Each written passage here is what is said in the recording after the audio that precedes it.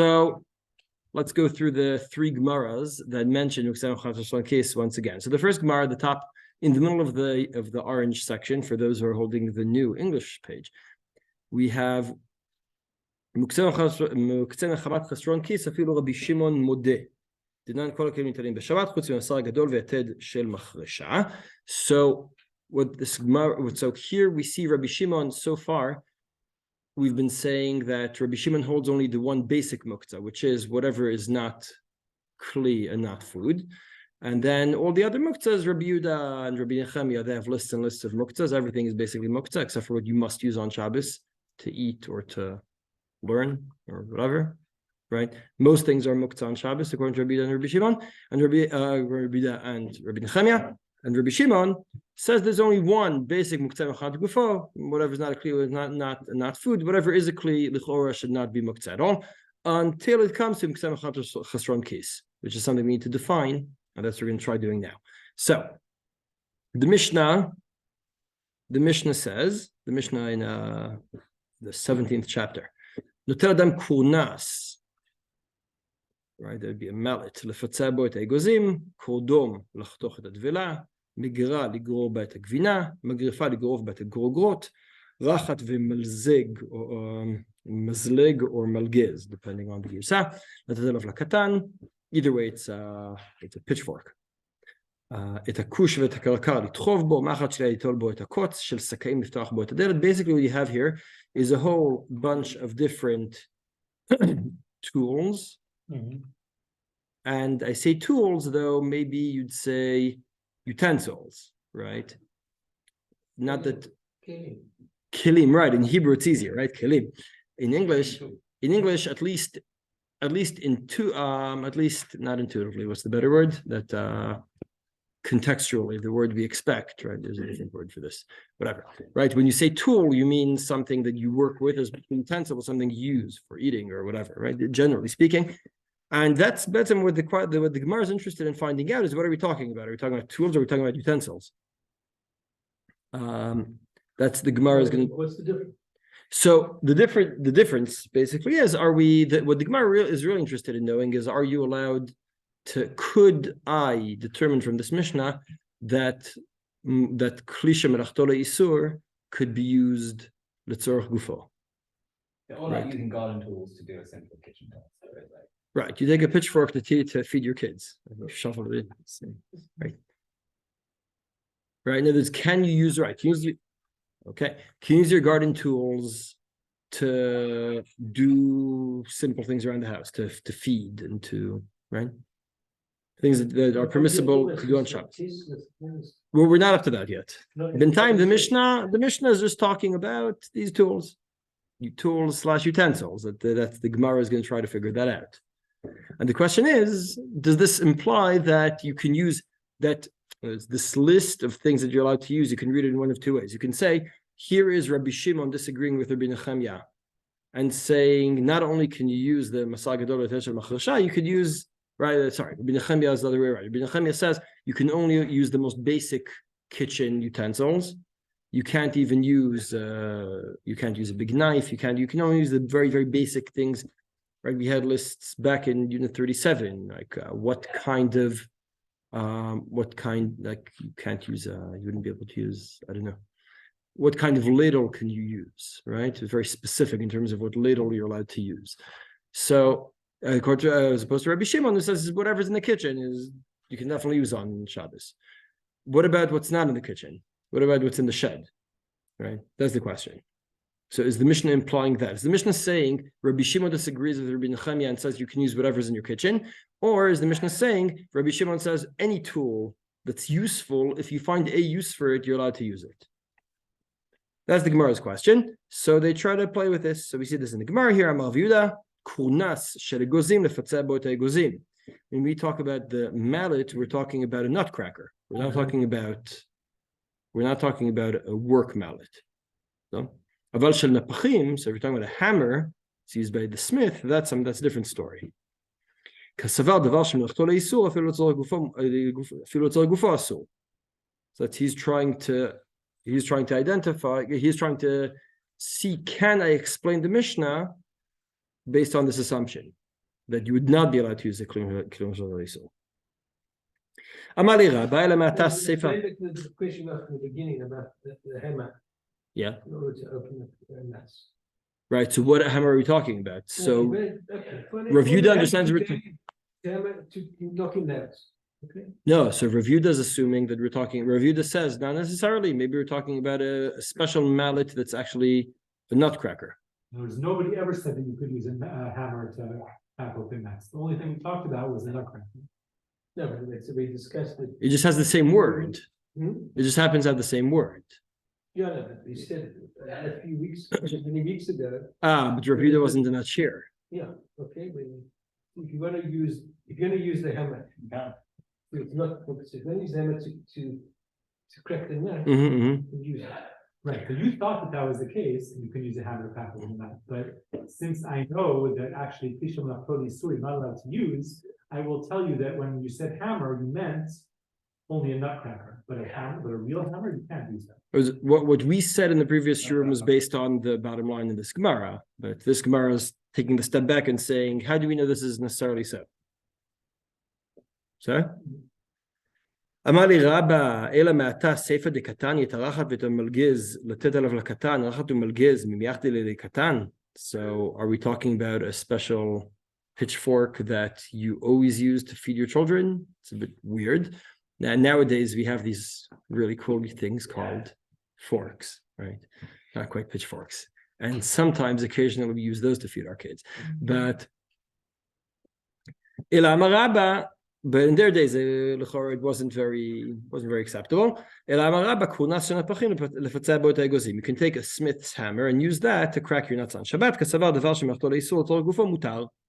Also, he wants to prove the Mishnah. He says it doesn't make sense to explain every single case in the Mishnah as something that really is that really is designated for the specific use the Mishnah is referring to. It just doesn't make sense in the Pshat. Eitive, so Rav Yehuda right. So Rabba says that you can use right the smith's hammer to crack nuts. You could use etc.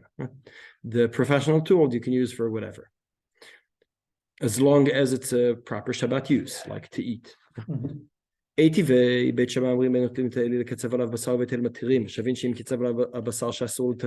to go into all the details here. It's a bit of a complicated story, this, but you have a professional pestle, right? That would be the word, or the eli, right? With which, for some reason, that's useful for slicing meat. Never tried it myself. But there's a machloket, are you allowed to use it on Yantiv? And either way, you're not allowed to carry it after. It's a bit of a complicated din. So I don't want to go too much into the intricacies here because it touches onto what heterim of Muktze and what either on Yantiv there's some chumras and some kulas specifically in the context of Muktze. And certain things were more mekel because you're allowed to cook. So certain things you have to be more lenient about allowing using certain things. Mimela on the other side, Chazal were very machmir. Right? Rashi explains there. The other Rishonim explain there that Chazal were very machmir with things once they get yucky, once they get too dirty, then we'll be more machmir with whether you're allowed to use them again. But what the Gemara wants to show here is that everyone agrees that fundamentally you're not allowed to use the eli. You should not be allowed to move the eli. You're allowed to use it to move it only because ochel nefesh, but you can't move it again later on. Everyone agrees you can't move it again later on. Why not? It's a klishach to isur. Savar l'shanu lekel b'nechemia. So you could. So there was a thought. Maybe we'll say this is Rabbi Nachman's opinion. He says everything's Muktze. There's Muktze too. Why not? Kivan de shama'a lehad amar Rav China bar Shalmi mishmei derav hakol modim b'sich izar umzorei. Right, painters, professional painter tools. The kivan de kapi delal miyachadu makom haninami miyachadu makom. So we have the standard called place designation, and if something has a designated place, then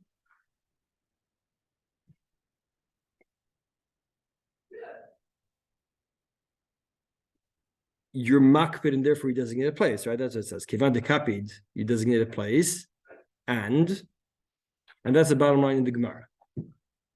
Okay. And then that's weird. So you see what, right?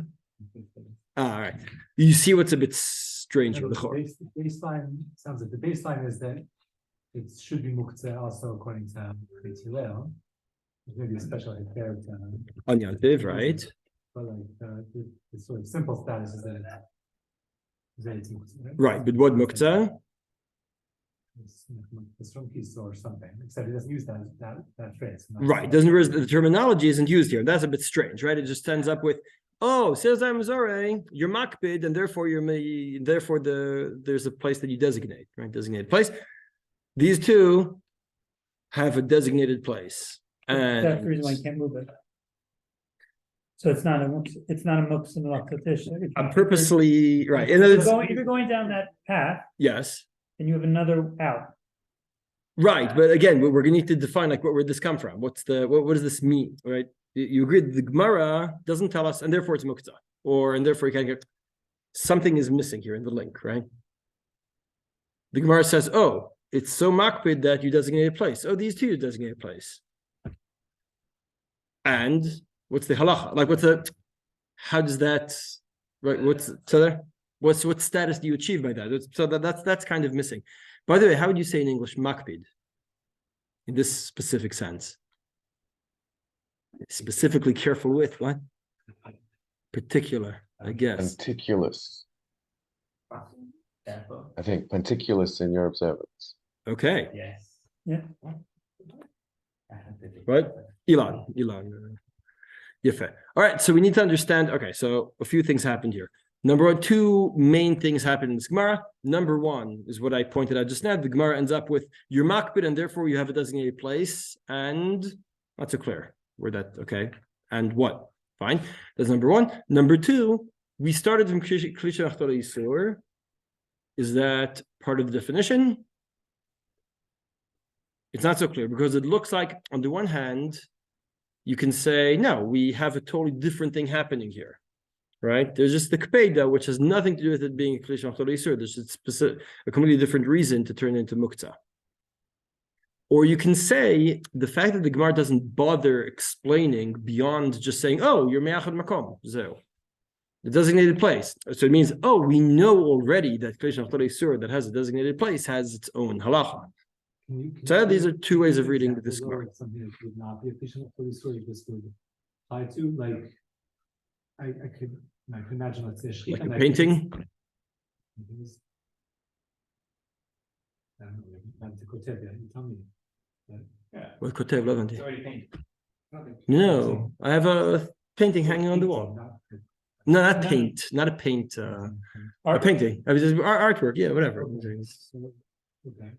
Or artwork that's not a paint, right? A vase, like Statuette, a vase okay. that has a very specific, like not a vase that that we put on the table till the guests come and then take off on Shabbos, right? The kind of vase that you have in a very specific designated place, right?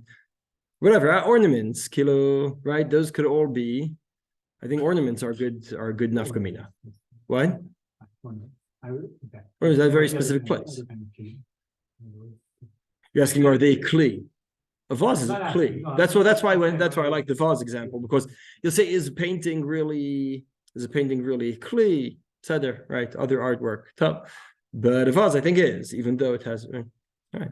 You could theoretically put flowers in the vase. Stranger things have happened. So says now. Let's see the next Gemara. The next Gemara will help us put it together. It says the next Gemara on Daf Mem Yudbet in the second page here. Menorah. בין ניטלת ביד אחת בין ניטלת בשתי ידיו אסור לטלטלה. תממאי רבי יוסף דאמרת רבה יבואיל ואדם קובע על המקום. So you're not allowed to carry the menorah, the candelabra, is it right? Regardless of one, if you can be carried. So you have a braita that says that you can't carry it, and the question is why not? Rabbi and Rav Yosef say because it has a designated place. אמר לאביי לרב יוסף, הרי קהילת חתנים, דאדם קובע למקום ואמר שמואל משום רבי חייא, קהילת חתנים מותר לנטותה ומותר לפרקה בשבת. So we're talking about some kind of four-poster bed or something, right? Something like that. All right. This too has a designated place, and yet you are allowed to move it around on Shabbat.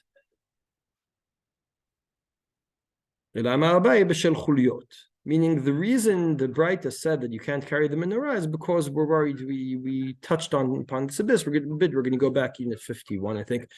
Shemaitka, that reconnecting the menorah in such a way that it'll be hard to take apart again, is a reason could be some kind of patish, some kind of boneh. We're going to get back to there then. So this whole story with carrying the menorah has nothing to do with the classic muktzes we're talking about. It's bichlal has to do with that. And there are a couple of strange things here. First of all, when Rabbi and Rav Yosef say, once again, they don't say, and therefore it's chesron case or anything like that. They just say, oh, there's a designated place, mimele. That means, but mimele is another one of those words, right?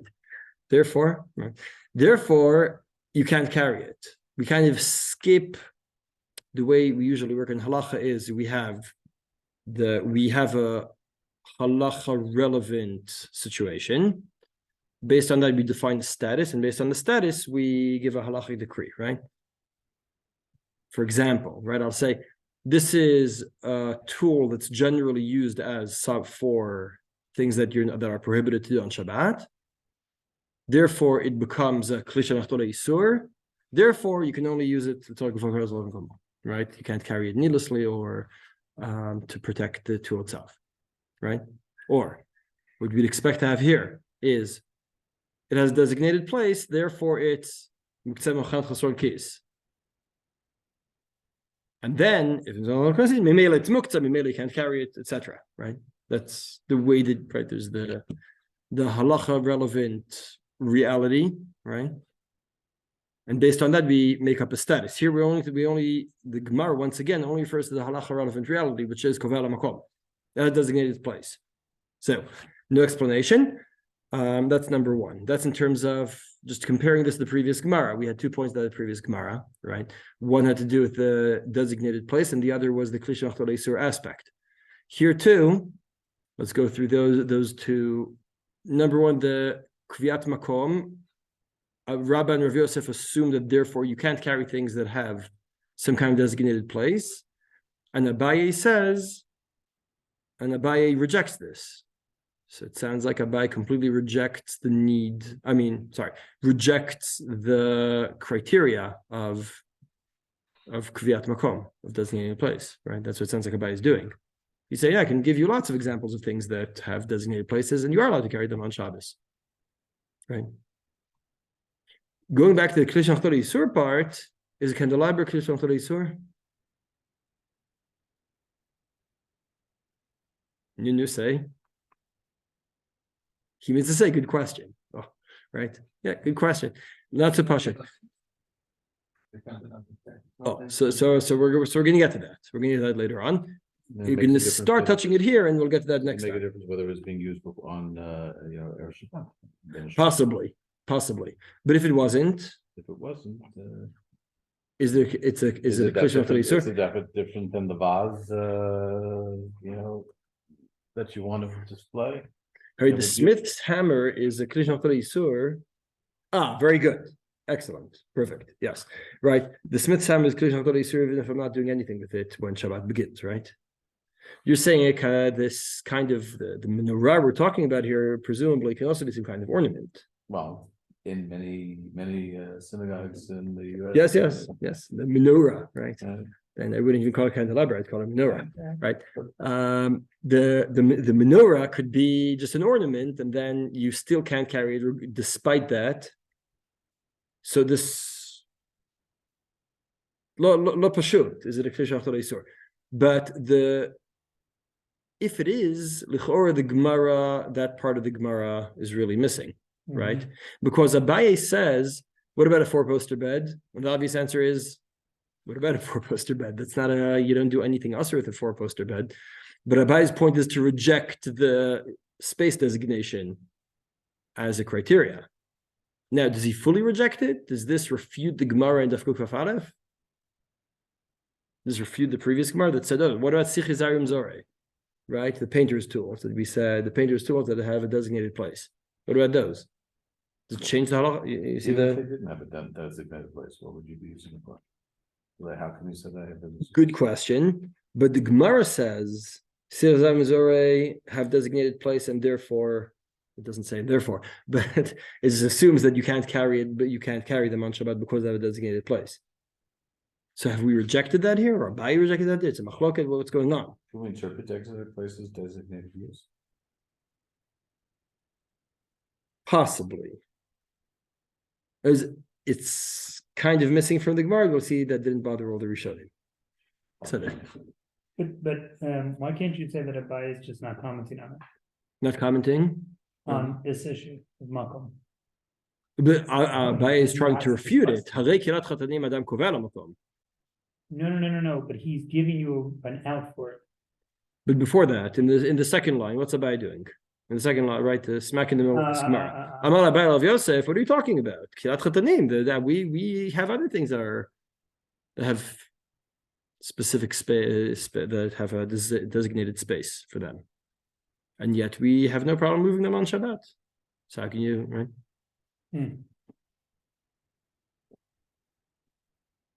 All right. So the two central things we want to ask are: is the Kedushin Torah Yisur some kind of prerequisite to becoming a Muktze chesron case, and how does the space designation fit into this whole thing?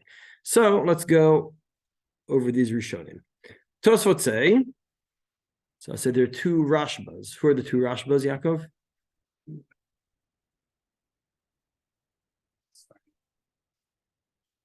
Well done. Yes, very good. There's the Rashba, the Rashba, Rav Shimon ben Aderet, right? The Rabbi Shimon, Shlomo ben Aderet, right? Rabbi Shlomo ben Aderet. I'm not getting it. Right? The Ramban's Talmid, Bekitzer. That's the Chidushei Harashba. Anytime it says Chidushei, it's always someone from Spain. Shlomo. Yeah, okay. Anytime it says any book from the Middle Ages that's called Chidushei is always from Spain. It's a good rule of thumb. And then there's Tosfot. All Tosfot are Ashkenazi. So it's France, Germany, England, even.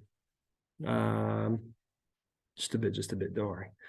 So not too many. Most of them were being too busy being killed and slaughtered by the. Maybe absence from that. What? Maybe absence. Interesting. In the Middle Ages, there are no Rishonim in America. It's just very surprising. There was nobody in them. It was a small Well, that's Long all. Island. Muncie. So, Yefe. Why am I mentioning this? Because we're going to meet two Rashbas right now. One is Rabbi Shimshon Mishantz, right? Where is Shantz? I don't know where Shantz is, but he has a Tosfot. He has a Tosfot. So that means we know he's a Mebalat Tosfot. He's also mentioned by Tosfot a lot.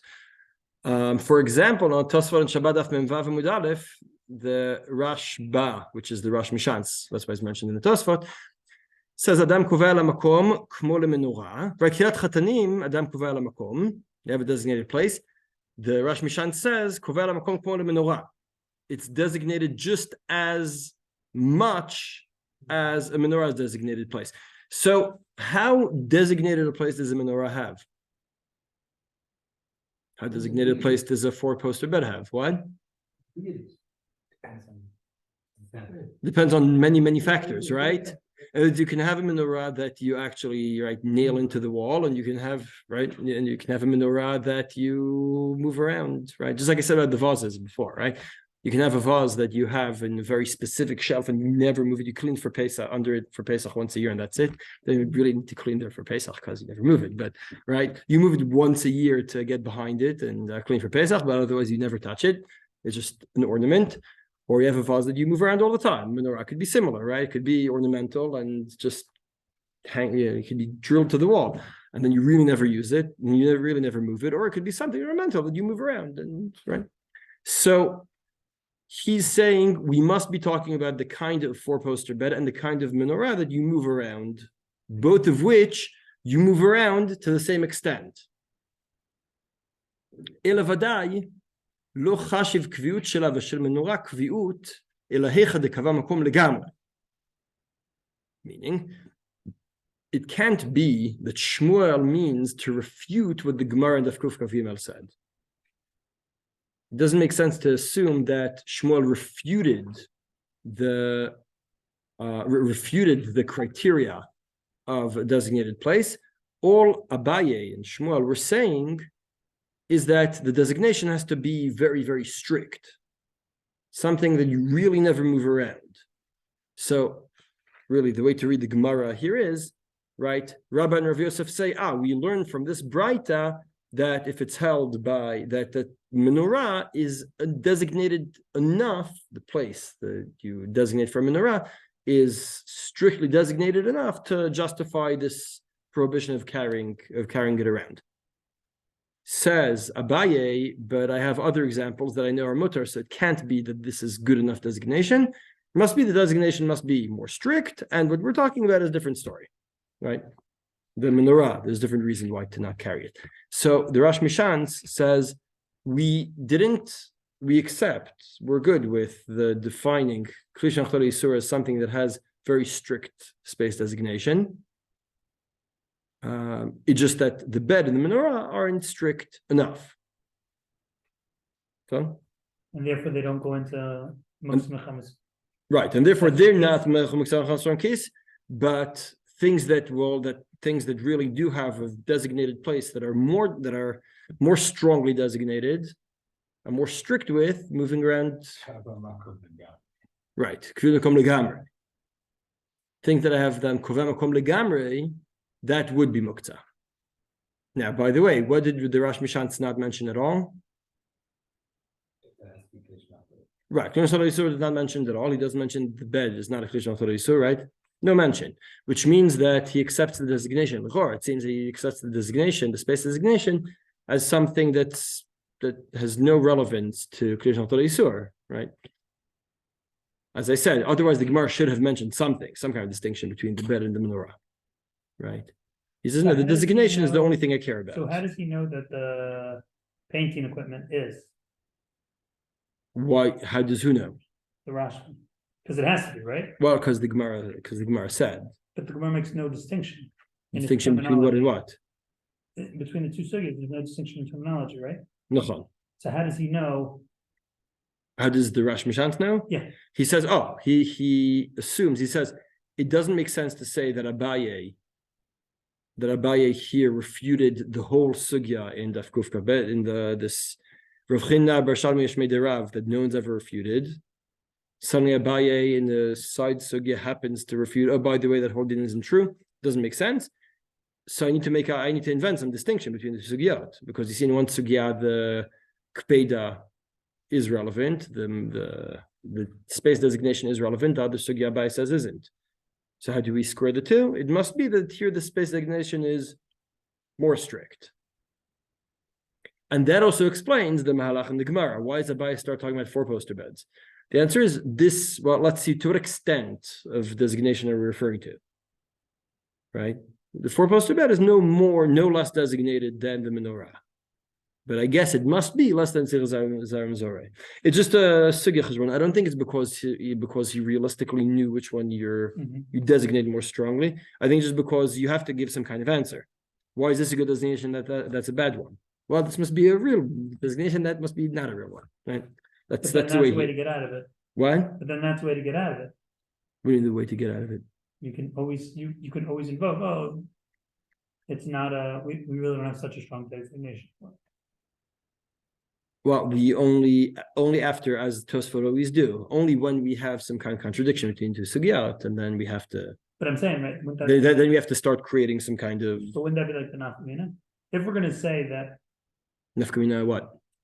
If we're going to say that having the designated place is what makes something right. Muktze, yes. mechamat, chesron, kes. So in order to get it out of that, we'd say it's not really so designated a place. Oh, you're saying any case that comes before me, I can always say, that's not designation. That's not right. Hey, right. I mean, this is always the big problem, right? The lamdanim always say that they don't like the word more, right, or less, right? Right, because then it's totally varied, right? Right, because I need a definition. With a definition, I can work, and I say this, yes, this, no. Why this fits the definition, this doesn't, right?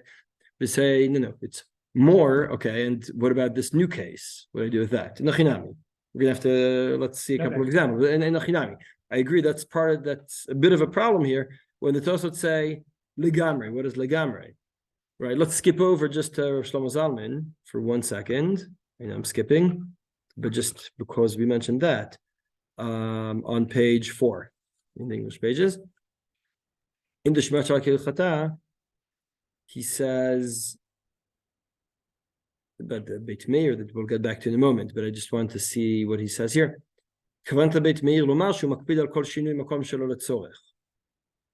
Meaning, you have to have a kpeda to not move needlessly. Hooray, we know that the Sichazarim Zori were moved, right? Mhm. You can't pay with them if you move them, right? So it means that Even paintings on the walls. right, but not needlessly. Right, the paintings on the wall, the ornaments, all those things would be enough kamina here, right? According to us, but if it's really something that you're makbid, it really should stay here always. It should not be moved except to be cleaned. Those will all be chesron case, according to this opinion, right? So now we see Rashi in a few places. Rashi does mention this, and Rashi seems to see this also as the key criteria, right? Hane kapi delay criterion. Yeah. He sticks it in places where it isn't necessarily necessary. Kapi delay, the sugya later on, it says, this is also your makpid. It doesn't really mention much about, not much, far a lot beyond that. But I think there's another thing you can take out of Rashi from here. Rashi says, meaning there's a designated place, and therefore, when Shabbos starts to say this will not be moved. Because one of the big questions we have is, why would Rabbi Shimon accept this Muktze? Rabbi Yehuda has a whole list of Muktzes. He has a dozen different Muktzes. Rabbi Shimon accepts only this one. Why? So one way to look at it, what Rashi is saying, is once you have a designated place for this item, when Shabbos began, in your mind, this is not going to move on Shabbat. So you've decided for the item, this is an item that will not be moved.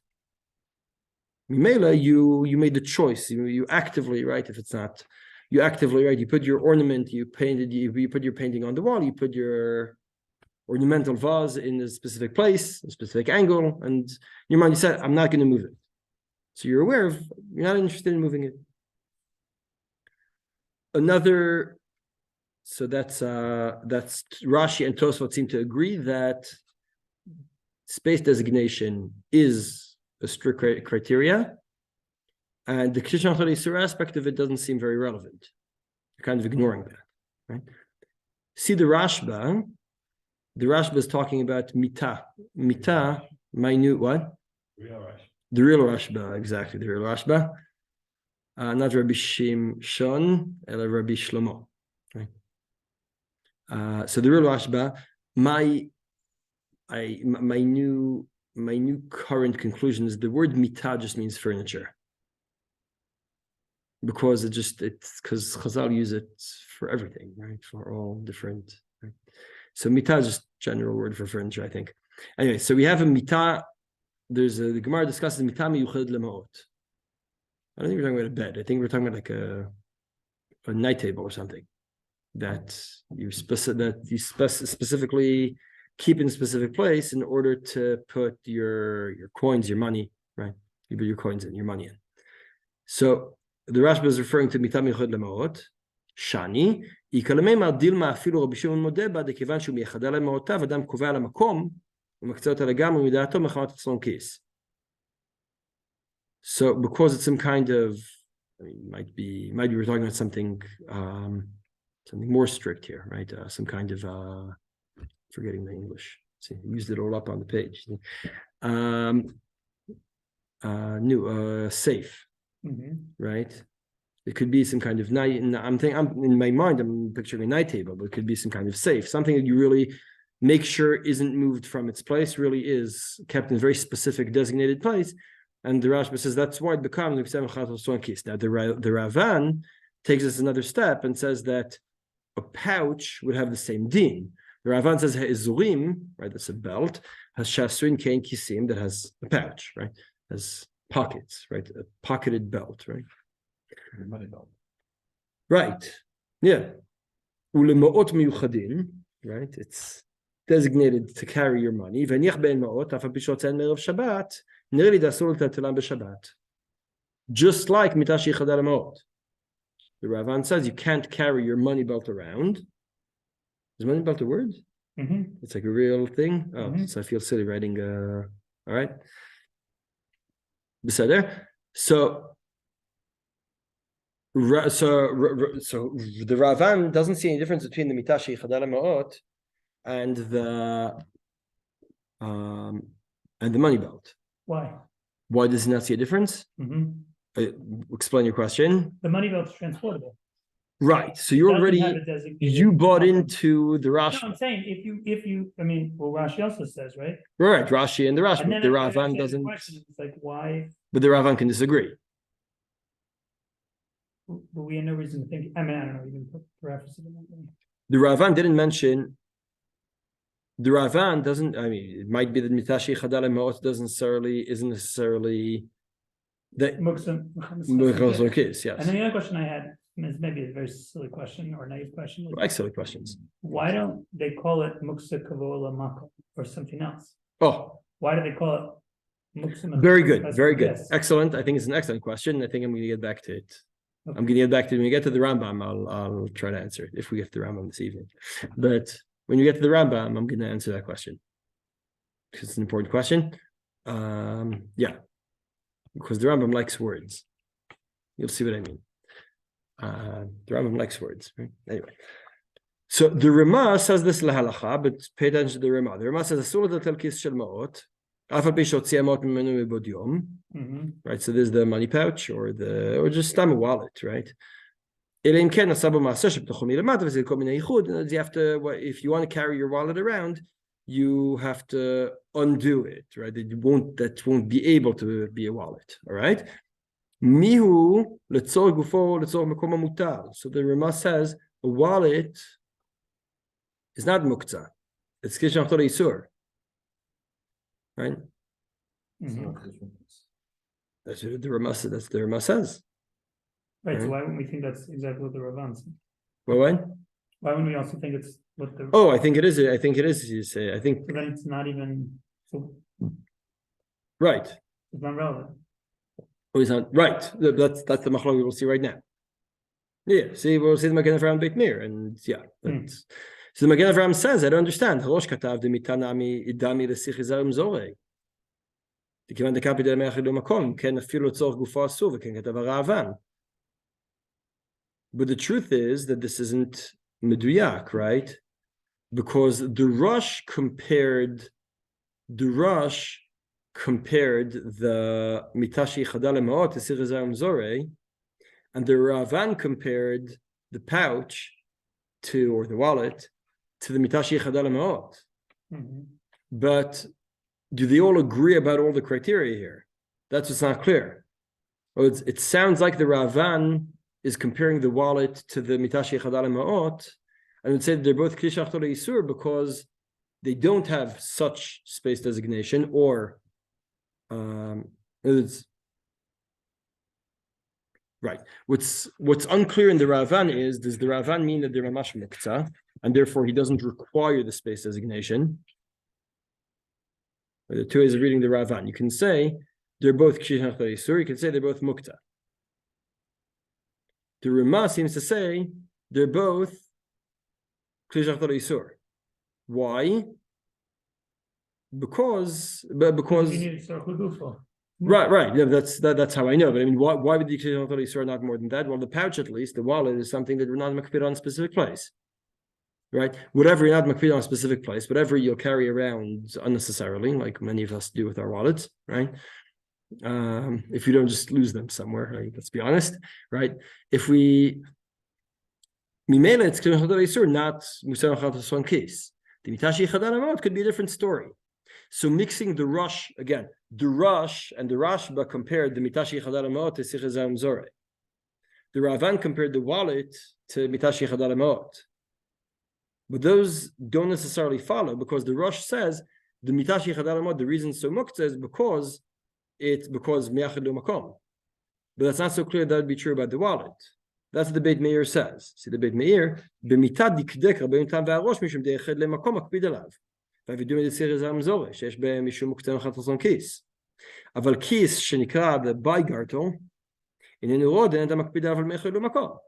ממילא, the Ramah didn't mean to compare these two. Right? The Ramah would say, if you have the mitashi chadal ma'ot, you have your safe. Your safe really is a muktzeh chasron kis because you have a very designated place. You'll keep it in a very specific place. Your wallet you won't, and then it'd be a klish achtar yisur. Mimela says the Beit Meir that the criteria that yichud makom, regardless of the klish achtar yisur aspect, just yichud makom unto itself would be a reason to turn into muktzeh chasron kis. Just to sum up this opinion, seems to be from both Rashbas, from Rashi, and we see the Beit Meir. The Beit Meir says the Ramah as well, but the Ramah is a bit more difficult, so let's ignore him for the moment. And the Beit Meir, they all say the very space designation turns it into muktzeh chasron kis, but it has to be very specific. Now I want to go back and read the Gemara in a very different way. I want to skip back to Daf Mem Hey. I asked earlier, is this candelabra, this menorah, is it a klish achtar yisur? Right? Let's assume that it isn't. It's enough reason to assume that it isn't. So I have a braita that says that you're not allowed to carry the menorah on Shabbat. Ask the Gemara, why not? Say Rabban Rav Yosef, because they have a designated place. So despite this candelabra, this menorah not being klish achtar yisur, the space designation will suffice to turn to muktzeh chasron kis. Says Abaye, that's impossible. Let's give a ridiculous example. A bed. Okay? A bed, no one ever imagined that a bed will be muktzeh chasron kis because it's not a klish achtar yisur. So what I did there? Mimela Abaye says, since it never occurred to anyone to say the space designation unto itself will be a sufficient reason to define something as muktzeh chasron kis, what you're saying about menorah is wrong too. Menorah feels more asur, but that's why I have to give you like the more ridiculous example of the bed. Say, no one would imagine a bed is muktze, right?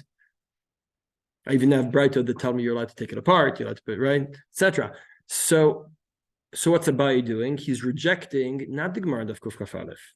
Because what's the Gemara of Kuf Kaf Aleph saying? It's saying klish achtar yisur that has a specific place, that's muktzeh chasron kis.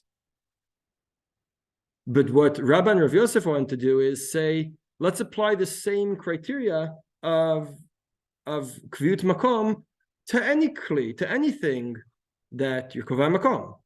And Abaye says, no, that's ridiculous. That's ridiculous. That does.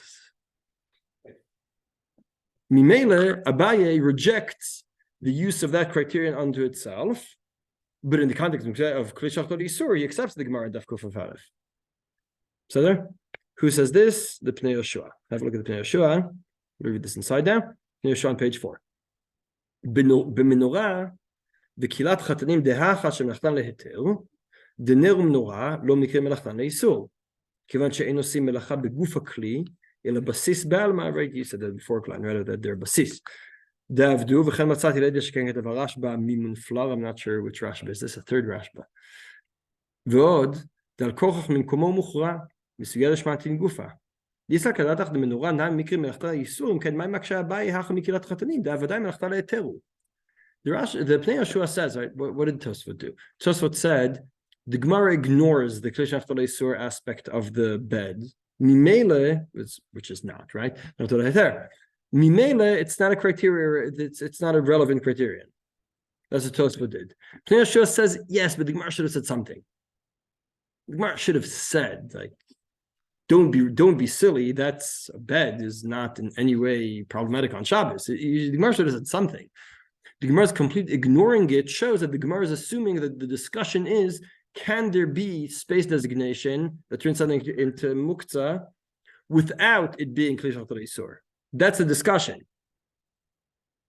Mimele, it would be wrong to say, wait, but that's more usher than less usher. That's not what we're talking about, the So El al kochach, see the 3 lines from the bottom. Al kochach de parishi de menorah nami mikra melachta lehetel, kmo kilat chatanim.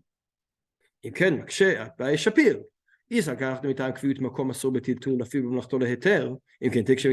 you want to start extending this criterion of kviut makom to all things, so what about beds?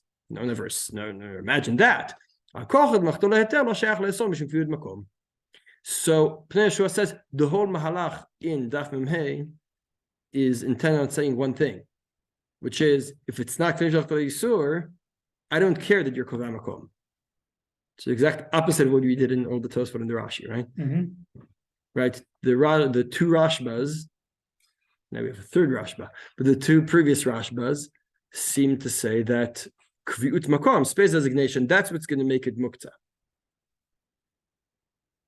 Because the Pnei Yeshua says no, exactly hafuch. What Abai was doing, Abai, as I said this before, is Abai just rejecting it says Daf Kuf Kaf Aleph? The answer is no. He accepts Daf Kuf Kaf Aleph because there it's a Kli Shachtor Yisur. Here we're talking about something else. So there? Why isn't that enough of a criteria to make a Muktze? Why isn't what? The Kli Shachtor Yisur. The Kli Shachtor Yisur. You're allowed to carry Kli Shachtor Yisur. That's all. Come on. Kli Shachtor Yisur, you were in Tier Union 37. Kli Shachtor Yisur is not Muktze. It's 2 different things. Muktze is a broad gzira that you say this is something that's outside of the people's realm, right? There's the Rav Rimon riddle, right? A person comes home from davening on Shabbos and he sees a raw potato and a pen or a cell phone, right? What does he do? So most people who haven't learned the sugya, they'll say, you put the potato away, and then it comes to the pen, you'll start doing kelach haryad, whatever, right?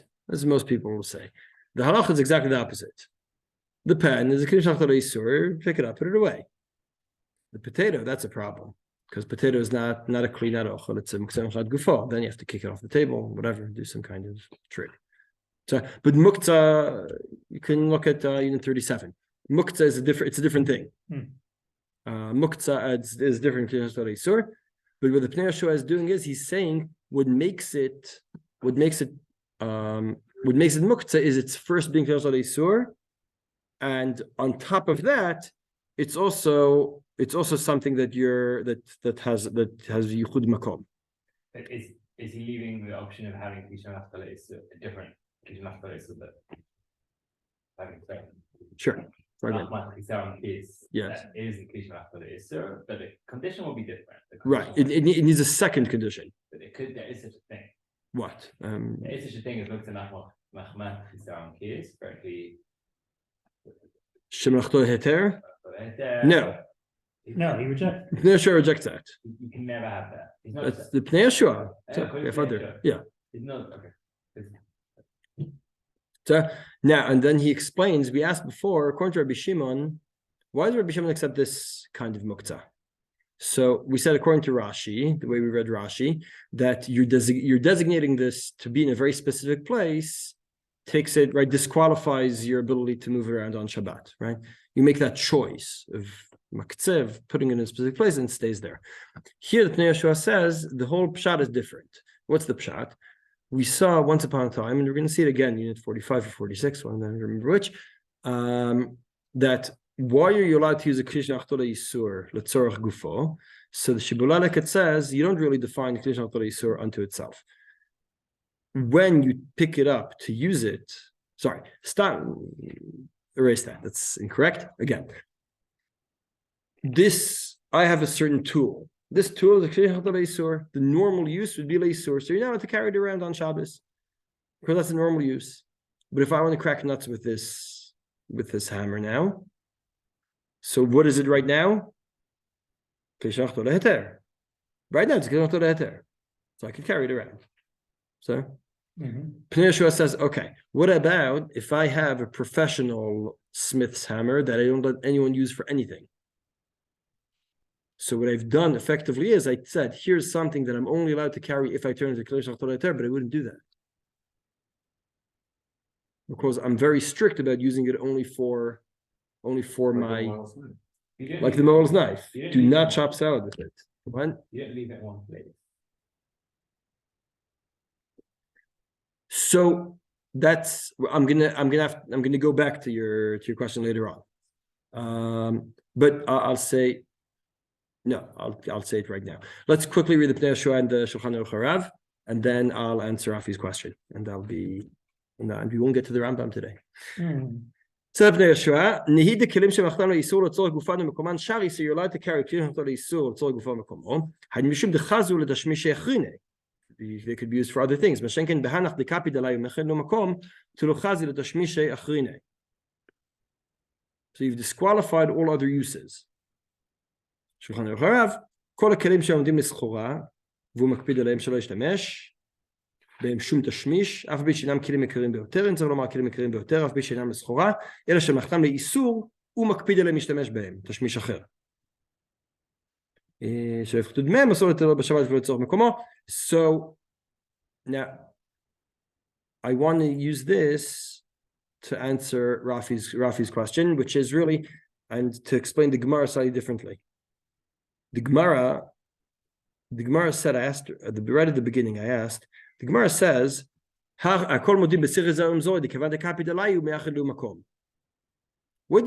learn from the Sichei Zarim Zori I didn't know before?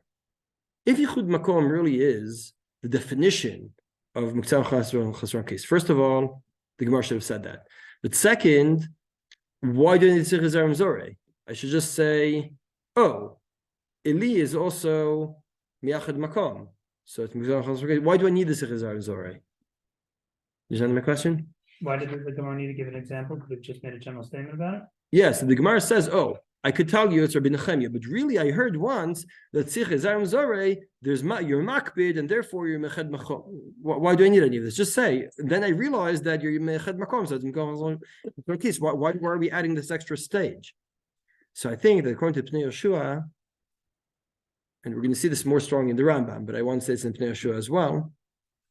Yichud makom is one example. Meaning, what makes it mechamat chesron case? The fact that I'm strict about not using it for anything else. How do I know? How strict? How strict do I need to be? Because the Pnei Yehoshua says, what's the definition of mechamat chesron case? That I'm makbid not to use for any other use. Okay, we say makbid. How makbid? How do I identify the kpeda? One way, Sichei Zarim Zori taught me that one way of identifying kpeda is place designation. That's why I need them. That's what's not obvious. In other words, I can say Eli sounds like a Muktze chesron case. You can say that, but prove it. Prove that the relevant criterion of the kpeda is really relevant there. It says, oh, well, we have a few ways of judging what kpeda is. I mean, right, Glenn likes talking about his Mila knife, right? His Mila knife. Right. The Mila, how do I know people are makbid on the Mila knife? That we know, because we know, I don't need to prove it, right? Some of the cases are obvious. What about the Eli? Do I have a way of assessing whether there's kpeda? Say, oh, well, Sichei Zarim Zorei, the way we determine that they're Muktze chesron cases because of the space designation, this too has space designation.